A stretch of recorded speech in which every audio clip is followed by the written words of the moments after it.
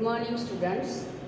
અગાઉના ક્લાસમાં કે આપણે સંયોજક વિશે અભ્યાસ કરી ચૂક્યા હતા. સંયોજકના પ્રકાર કયા કયા છે, વાક્યની અંદર સંયોજકનું સ્થાન શું છે, સંયોજકથી શું વાક્યને કેવી રીતે જોડી શકાય એની વાત આપણે કરી હતી. સાદા વાક્યમાં સંયોજક હોતું નથી, પણ સંયુક્ત અને મિશ્ર વાક્યની અંદર સંયોજકોનો ઉપયોગ થતો હોય છે. સંયોજક તરીકે વપરાતા પદો કયા હોય, કેવા હોય એની વાત આપણે અગાઉ કરી ચૂક્યા છીએ. તો એમાં આપણે ખાલી પુનરાવર્તન કરી લઈએ તો સમુચ્ચયવાચક સંયોજક એના પ્રકારોની વાત કરીએ તો અને, તથા, તેમજ જેવા સંયોજકોથી પહેલા વાક્યની હકીકતમાં બીજા વાક્યની હકીકત ઉમેરાય છે.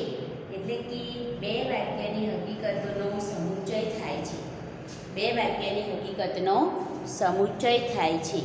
બીજું છે વિરોધવાચક સંયોજક. એની અંદર બીજા વાક્યમાં પહેલા વાક્ય કરતાં ઉલટા પ્રકારની હકીકત, બીજા વાક્યમાં પહેલા વાક્ય કરતાં ઉલટા પ્રકારની હકીકત જે સંયોજકથી જોડાય તેને વિરોધવાચક સંયોજક કહે છે. તેમાં પણ, છતાં, તો વગેરે જેવા પદોનો ઉપયોગ થાય છે. પછી વિકલ્પવાચક સંયોજક. વિકલ્પવાચક સંયોજક એટલે બે પદ વચ્ચેનો વિકલ્પ સૂચવે. વિકલ્પવાચક સંયોજક બે પદ વચ્ચેનો વિકલ્પ સૂચવે. આ કે પેલું બે વસ્તુ હોય એમાંથી કોઈ વસ્તુ, એક વસ્તુ તમારે પસંદ કરવાની હોય, વિકલ્પ પસંદ કરવાનો હોય કે આ કે પેલું, ત્યારે વિકલ્પવાચક સંયોજકનો ઉપયોગ થતો હોય છે. ત્યાર પછી એમાં શબ્દો આવશે કાં તો, અથવા, કે, અગર, છતાં વગેરે જેવા પદોનો પ્રયોગ થતો હોય છે. ત્યાર પછી આપણે જોઈએ તો પર્યાયવાચક. પર્યાયવાચક એટલે એકના બદલે બીજાનો આપણે ઉપયોગ કરી શકીએ તે. તો પર્યાયવાચક સંયોજકમાં જે સંયોજક પદનો જે અર્થ છે તેના જેવા જ અર્થ આપતા બીજા પદોને તેની સાથે જોડે છે. જે સંયોજક પદનો જે અર્થ છે તેના જેવા જ અર્થ આપતા બીજા પદોને તેની સાથે જોડે તેવા સંયોજકોને આપણે પર્યાયવાચક સંયોજક કહીએ છીએ. પર્યાયવાચક સંયોજકમાં એટલે, અર્થાત, એટલે કે, માટે જેવા પદોનો ઉપયોગ થતો હોય છે. ત્યાર પછી પરિણામવાચક સંયોજક. જે સંયોજક વડે પહેલા વાક્યનું પરિણામ કે કાર્ય બીજા વાક્યમાં સૂચવાય. જે સંયોજકોનું પહેલા વાક્યનું પરિણામ કે કાર્ય બીજા વાક્યમાં સૂચવાય તેને પરિણામવાચક સંયોજક તરીકે કહીએ છીએ. તેમાં એટલે, અર્થાત, માટે, તેથી જેવા પદોનો ઉપયોગ થાય છે.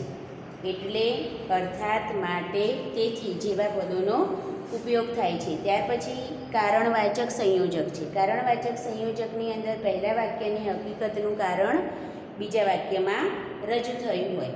કેમ કે, કારણ કે જેવા સંયોજકોનો ઉપયોગ એમાં થતો હોય છે. પછી દ્રષ્ટાંતવાચક સંયોજક, જેમાં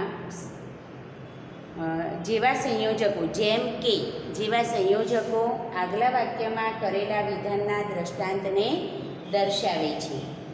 અને શરતવાચક સંયોજક, તો પ્રથમ વાક્યને બીજા વાક્યની શરત રૂપે રજૂ કરે તેવા પદોને શરતવાચક સંયોજક કહે છે. દાખલા તરીકે જો, તો, જ્યાં, ત્યાં વગેરે.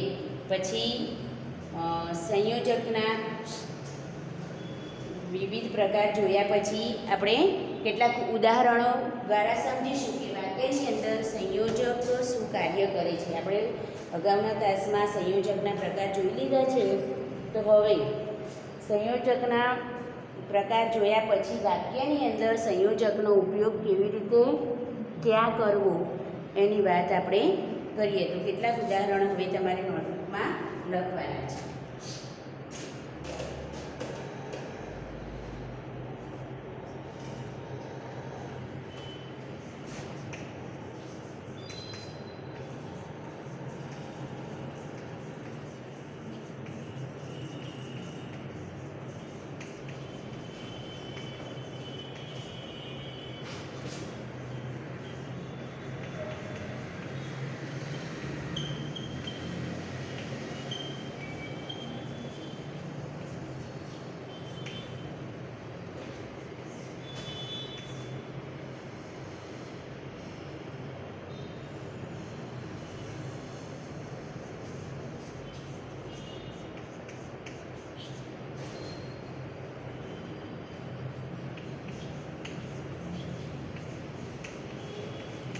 બે ઉદાહરણ મેં તમને આપ્યા કે પેલા લેખક સુંદર લખે છે, પેલા લેખક સુંદર બોલે છે. એક જ વ્યક્તિ છે, કાર્ય બે કરે છે. એક જ વ્યક્તિ છે અને કાર્ય બે કરે છે, લખવાનું અને બોલવાનું. તો આ એક જ વ્યક્તિ જ્યાં છે, એક જ કર્તા છે, એ કર્તાને આપણે એના બંને કાર્યોને સંયોજક દ્વારા આપણે જોડીએ તો એક વાક્ય બને કે પેલા લેખક સુંદર લખે છે અને સુંદર બોલે છે. પેલા લેખક એટલે કે કર્તાનો જે બીજી વખત ઉલ્લેખ થયો છે એ આપણે શું કરીશું? કર્તાને દૂર કરી દઈશું. સુંદર લખે છે અને સુંદર બોલે છે. પેલા લેખક સુંદર લખે છે અને સુંદર બોલે છે. તો આ જે અહીંયા આપણે અને દ્વારા બંને વાક્યોને શું કર્યા? બંને સાદા વાક્યો હતા, એ બંને સાદા વાક્યોને આપણે અને સંયોજક દ્વારા જોડી દીધા. એ જ રીતે મમ્મીની ના હતી તે બહાર ગયું. તો અહીંયા મમ્મીની ના હતી છતાં, મમ્મીની ના હતી છતાં તે બહાર ગયો. તો અહીંયા સંયોજક દ્વારા એક વાક્યનું બીજા વાક્યમાં વિરોધ દર્શાવાતો હોય, પર્યાય સમાનતા દર્શાવાતી હોય, વિકલ્પ દર્શાવાતો હોય, આ રીતે એક વાક્યને બીજા વાક્ય સાથેનો જે સંબંધ છે એ દર્શાવવા માટે વાક્યમાં સંયોજકનો ઉપયોગ થતો હોય છે. તો હવે જ્યારે આપણે સંયુક્ત વાક્યો બનાવવાના હોય, સંકુલ વાક્યો બનાવવાના હોય ત્યારે પણ આપણે સંયોજકનો ઉપયોગ કરતા હોઈએ છીએ. તો હવે આપણે એક પરીક્ષામાં તમારે જુદી જુદી રીતે સંયોજકનો પ્રશ્ન પૂછાતો હોય છે. કેટલીક વખત એવો પ્રશ્ન હોય છે કે આપેલા વાક્યોમાંથી સંયોજક શોધીને લખો. આપેલા વાક્યોમાંથી સંયોજક શોધીને લખો. પછી ક્યારેક એવો પ્રશ્ન હોય છે કે આપેલા વાક્યોમાં સંયોજક મૂકો. એટલે કે સાદું વાક્ય આપ્યું હોય એનું તમારે સંયુક્ત કે સંકુલ વાક્ય બનાવવાનું હોય, મિશ્ર વાક્ય બનાવવાનું હોય, તો એમાં તમારે સંયોજક મૂકવું પડે. અને ક્યારેક ક્યારેક સંયુક્ત કે સંકુલ વાક્ય આપેલું હોય એને તમારે સાદા વાક્યમાં ફેરવવાનું હોય ત્યારે સંયોજક શોધીને એમાંથી દૂર કરવાનું હોય. તો આપણે દરેકના બે ત્રણ ઉદાહરણ જોઈએ જેથી તમને ખ્યાલ આવે. કેમ કે પરીક્ષામાં જ્યારે પૂછાય ત્યારે વિદ્યાર્થીઓ સંયોજક તરીકે વપરાયેલું પદ કયું છે એ ખાસ ઓળખી શકતા નથી અને પરિણામે એ રોકડા જે માર્ક્સ મેળવી શકાય એવા હોય એમાં પણ તેઓ એ માર્ક્સને ગુમાવે છે. કારણ કે સંયોજક ઓળખાવાનું હોય એની જગ્યાએ તેઓ ક્રિયાપદને સંયોજક તરીકે દર્શાવતા હોય, કાં તો વચ્ચે મૂકેલો નિપાત છે એ નિપાતને સંયોજક તરીકે દર્શાવતા હોય, કે વિશેષણ કે ક્રિયા વિશેષણ તરીકે વપરાયેલા પદને સંયોજક તરીકે દર્શાવતા હોય છે. પરિણામે એમનો જવાબ એમ કે ખોટું પડે છે. એટલે જ મેં તમને સૌથી પહેલાં સંયોજકના પ્રકાર લખાવ્યા અને એમાં કયા કયા પદોનો ઉપયોગ થાય છે એ દર્શાવ્યું. એકના એક પદ બીજી વાર એનો ઉપયોગ થતો હોય છે, પણ છતાં કારણ કે આ બધા જે સંયોજક તરીકે વપરાતા પદો છે અને તે, તેથી, જેથી, જે જેવા સંયોજક તરીકે વપરાતા જે પદો છે એ જુદા જુદા અર્થમાં વપરાતા હોય છે. વાક્ય કેવું છે, વિધાન કેવું છે એના આધારે એ કયું સંયોજક છે, વિરોધવાચક છે, પર્યાયવાચક છે કે કયું શરતવાચક છે કે શું છે, પરિણામવાચક છે, એ આપણે પછી વાક્યના આધારે નક્કી કરી શકીએ. સૌથી પહેલાં આપણે પ્રશ્ન એવો લખીશું કે વાક્યમાંથી સંયોજક શોધીને લખો. રોકડા માર્ક્સ હોય છે, માત્ર સંયોજક કયું છે એ જ તમારે એમાંથી શોધવાનું હોય છે. જુઓ,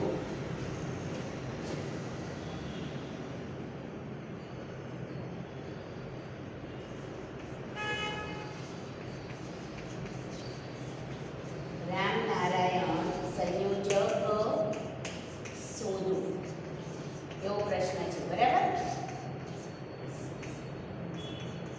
રામનારાયણ માનતા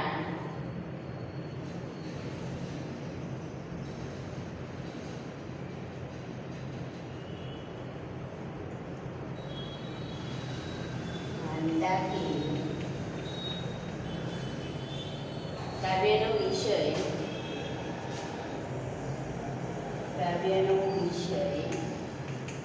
વિચારમય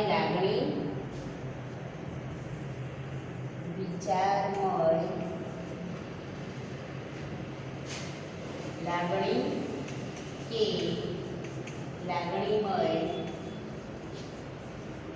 વિચાર છે. લાગણીમય વિચાર છે. બીજું વાક્ય છે છેલ્લી કડીમાં કવિ સુંદરીને સંબોધન કરે છે. છેલ્લી કડીમાં કવિ સુંદરીને સંબોધન કરે છે. છેલ્લી કડીમાં કવિ સુંદરીને સંબોધન કરે છે ત્યારે જ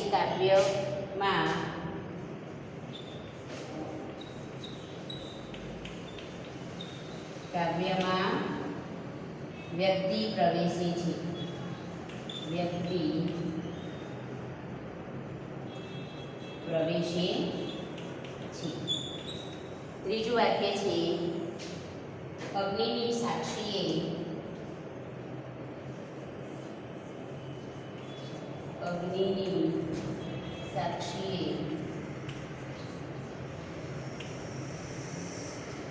જેમનું મિલન થયું હતું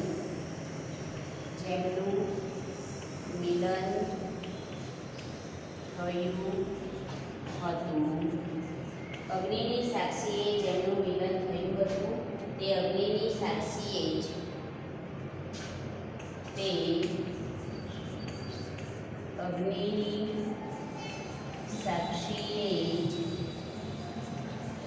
જુદા પડી રહ્યા છે.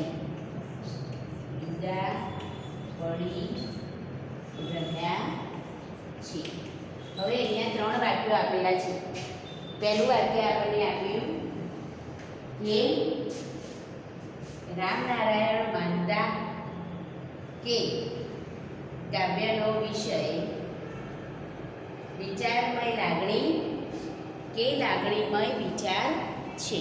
તો સંયોજક શોધવાનું હોય ત્યારે ફક્ત વાક્યમાં સંયોજક તરીકે વપરાયેલા પદને જ આપણે આન્સર તરીકે દર્શાવવાનું હોય છે.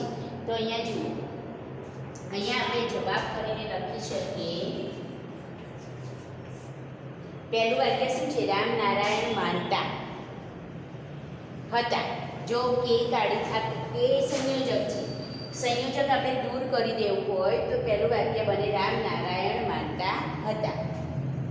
શું માનતા હતા? બીજું વાક્ય છે કાવ્યનો વિષય વિચારમય લાગણી છે. શું માનતા હતા? કાવ્યનો વિષય વિચારમય લાગણી છે. પછી અહીંયા પણ આ ત્રીજા વાક્યને જોડવા માટે કે વપરાયું છે. બરાબર?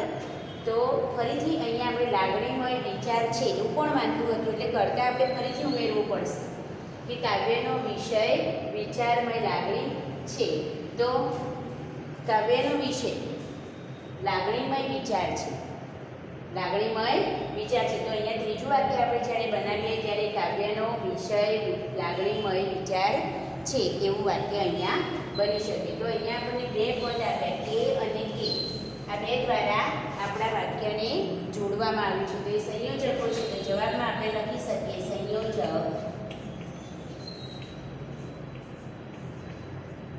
કે જેટલી વાર વપરાયું એ વાક્યમાં એટલી વાર લખવાનું છે. એક જ વખત નહીં લખવાનું. બરાબર?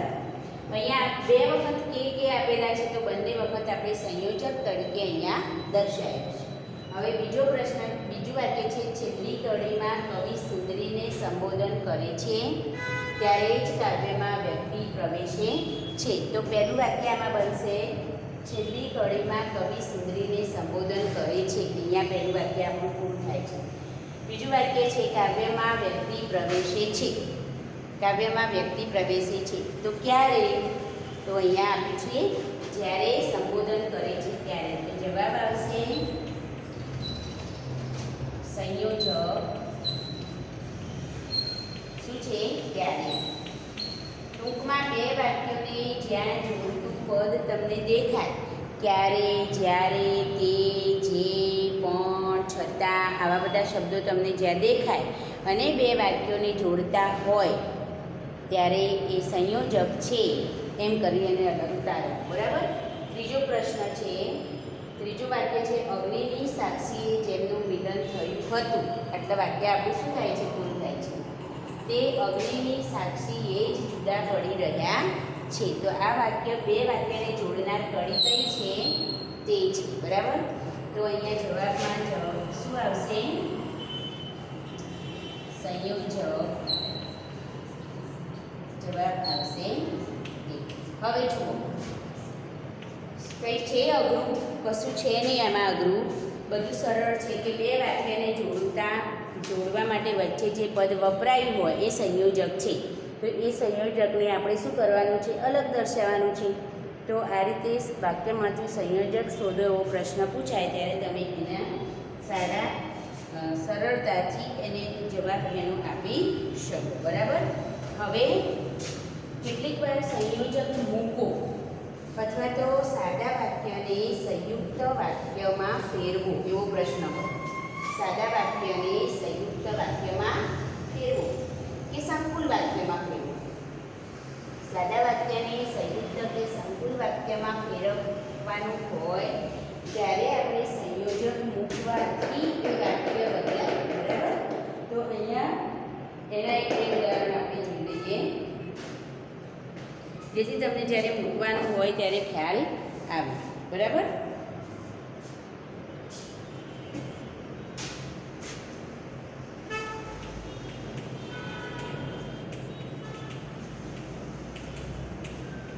સંયુક્ત કે સંકુલ વાક્યમાં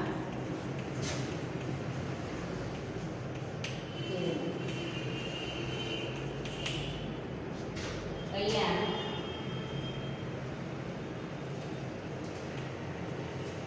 મેં મારી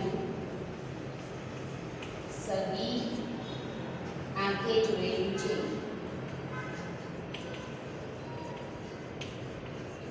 મેં મારી સગી આંખે જોયેલું છે. બિરંજ કડાઈમાંથી ઉત્પન્ન થાય છે.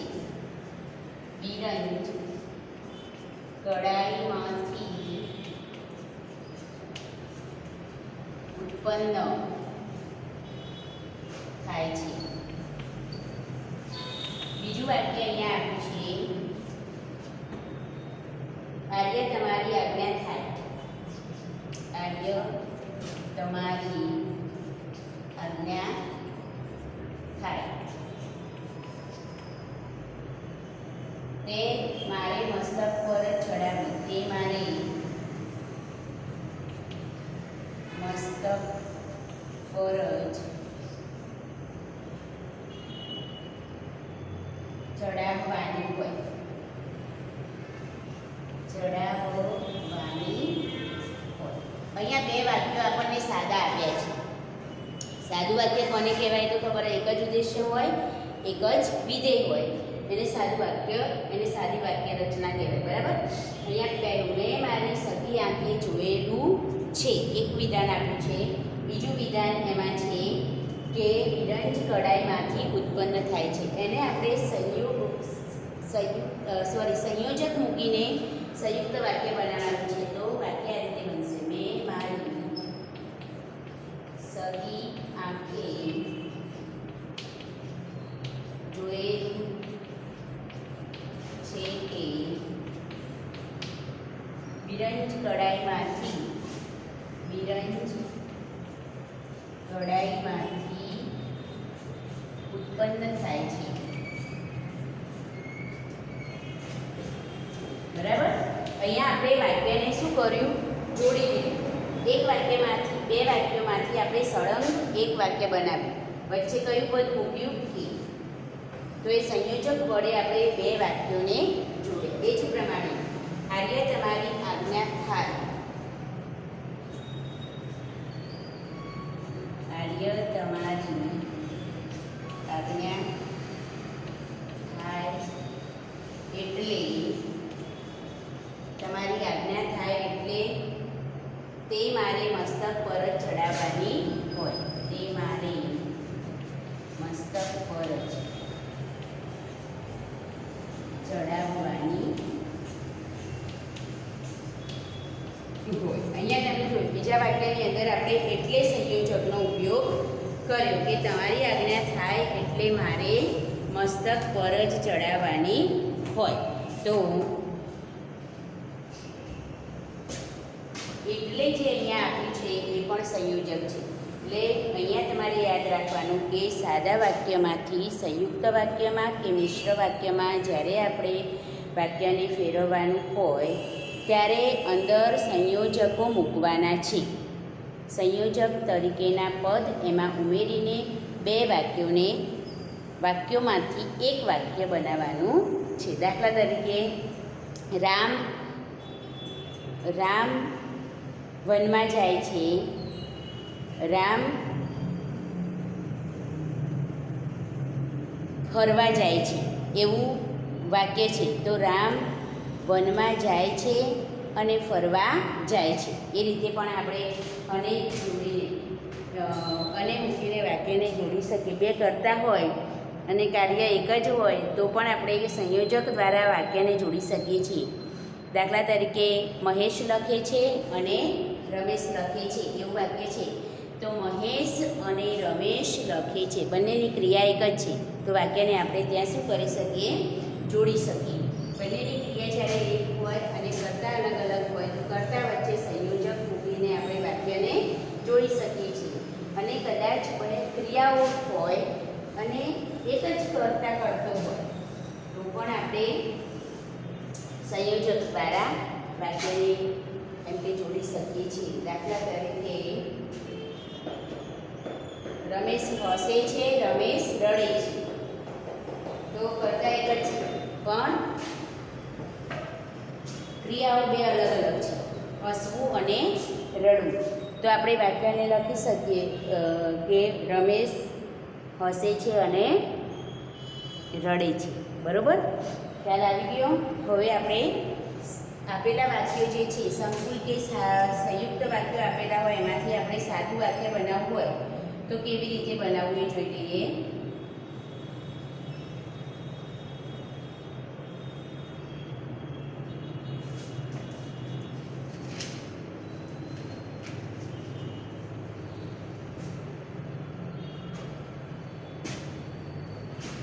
મને તેઓ સારી રીતે રાખે છે.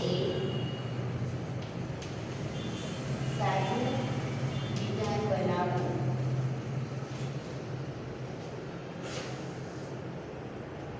સાદી વાક્ય છે.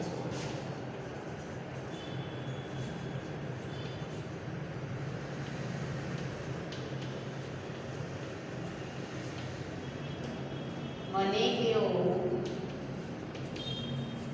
સારી રીતે રાખે છે એટલે નિષ્કારણ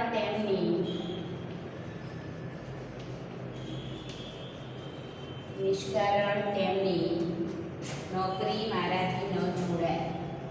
નોકરી મારાથી ન છોડાય. બીજું વિધાન છે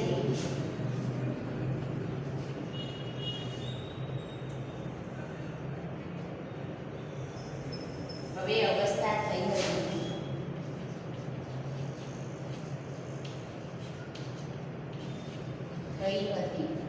હવે અવસ્થા થઈ હતી અને જુવાનીના ઝરતા લોહીને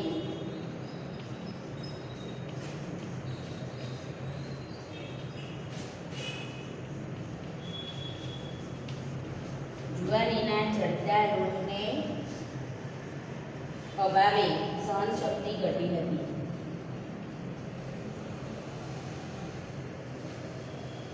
ચડતા લોહીના અભાવે સહન શક્તિ ઘટી હતી.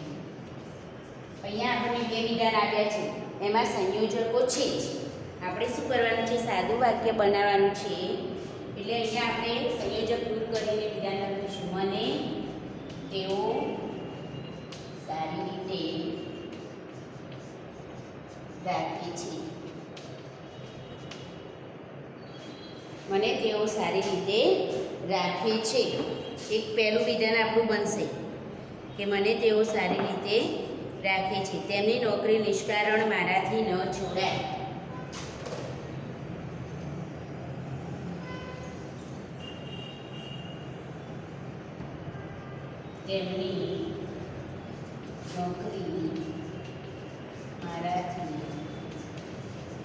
તેમની નોકરી મારાથી નિષ્કારણ ન છોડાય.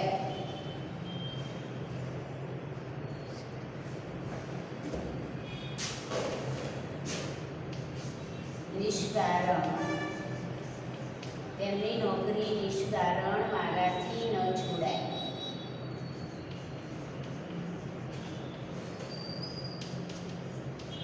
વાક્યની અંદર તમે કયો શબ્દ રવા દીધો લખવાનો ફરીથી એટલે. તો સંયોજક કર્યું છે અહીંયા એટલે.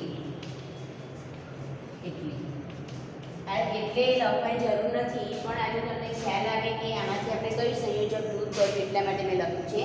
સાદા વાક્યમાં જ્યારે ફેરવવાનું હોય ત્યારે સંયોજક દૂર કરીને બંને વિધાન આપણે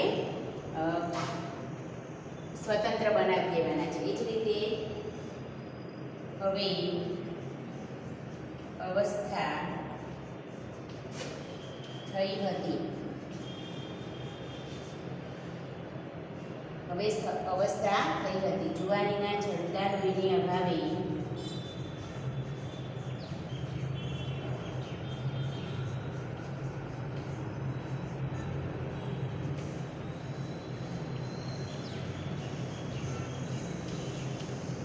સહન શક્તિ ઘટી હતી.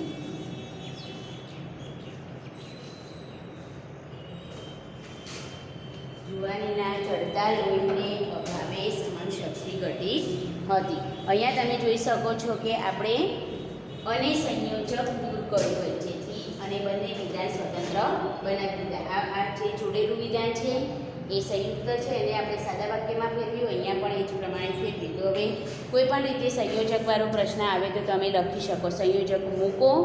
તો સાદા વાક્યમાં સંયોજક મૂકીને તમારે સંયુક્ત કે મિશ્ર વાક્ય બનાવવાનું. સંયોજક દૂર કરો તો સંયુક્ત કે સંકુલ વાક્યને સાદા વાક્ય રૂપે ફરીથી લખવાનું. અને સંયોજક ઓળખાવો કોઈ પણ રીતે પ્રશ્ન પૂછાય તો તમે લખી શકો. બરાબર.